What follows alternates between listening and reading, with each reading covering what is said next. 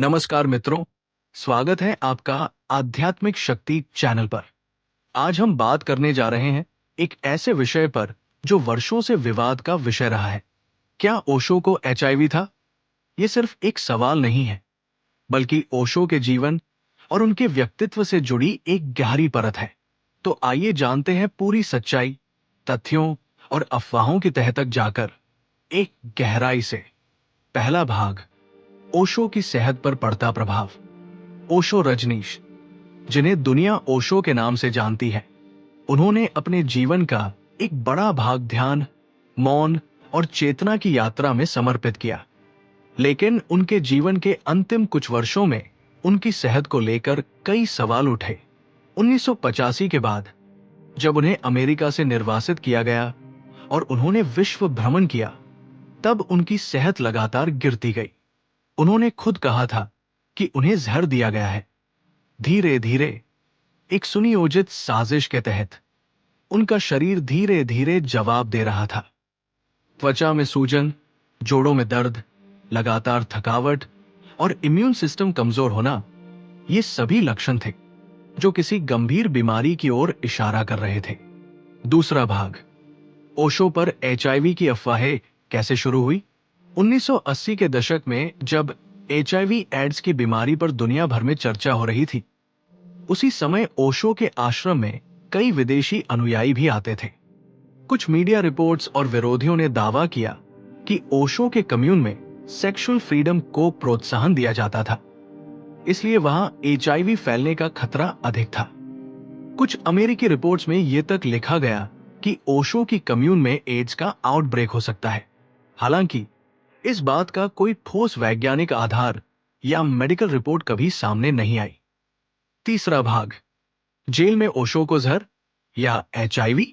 ओशो ने खुद अपने कई भाषणों में यह कहा कि जब वे अमेरिकी जेल में थे, तब उन्हें धीमा जहर दिया गया। उनके अनुसार उन्हें थैलियम और रेडिएशन जैसी चीजों से टॉर्चर किया गया, लेकिन उनके शरीर में एचआईवी की पुष्टि करने वाली कोई मेडिकल रिपोर्ट सार्वजनिक रूप से उपलब्ध नहीं है। ओशो के निजी चिकित्सक अमृत सुरेश ने भी इस विषय पर स्पष्ट रूप से कभी पुष्टि नहीं की कि उन्हें एचआईवी था। चौथा भाग, क्या ओशो ने एड्स पर कुछ कहा था? हां, ओशो ने अपने प्रवचनों में एड्स का उल्लेख किया है। उन्होंने कहा था कि ये एक चेतावनी है कि मनुष्य अपनी यौन ऊर्जा को बिना समझे, बिना ध्यान के इस्तेमाल कर रहा है। उनका कहना था, सेक्स कोई अपराध नहीं, लेकिन अचेतन सेक्स जरूर आत्महत्या बन सकता है। उन्होंने ये भी कहा कि ध्यान और प्रेम सिर्फ शरीर की सफाई नहीं करते, बल्कि आत्मा को भी रोग मुक्त करते हैं। पांचवा भाग, ओशो की मेडिकल रिपोर्ट्स का विश्लेषण। ओशो के स्वास्थ्य से जुड़ी कुछ medical reports Osho international foundation द्वारा शेयर की गई थी, जिनमें एचआईवी या एड्स की कोई पुष्टि नहीं थी। 1990 में पुणे में उनका निधन हुआ और मृत्यु प्रमाण पत्र में भी मृत्यु का कारण दिल की धड़कन का बंद होना यानी कार्डियक अरेस्ट बताया गया।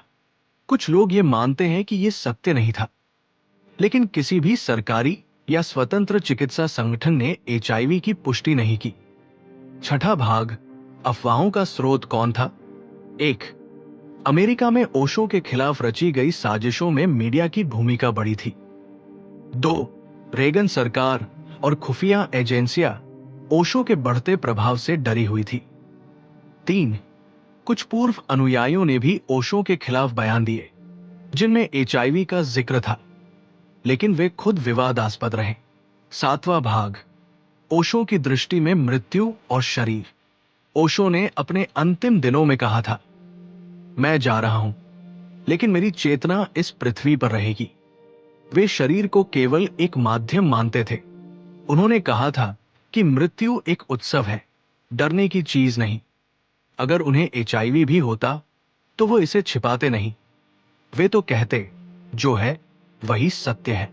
लेकिन जब उन्होंने इसे नहीं स्वीकारा और न ही कोई मेडिकल संस्था इसकी पुष्टि कर पाई, तो फिर हम कैसे मान ले कि उन्हें एचआईवी था। अंतिम भाग, निष्कर्ष और हमारा दृष्टिकोण।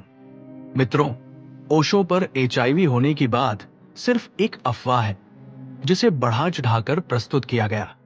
ना तो इसका कोई पुख्ता प्रमाण है, ना मेडिकल रिकॉर्ड, ना ही उनके डॉक्टरों की पुष्टि।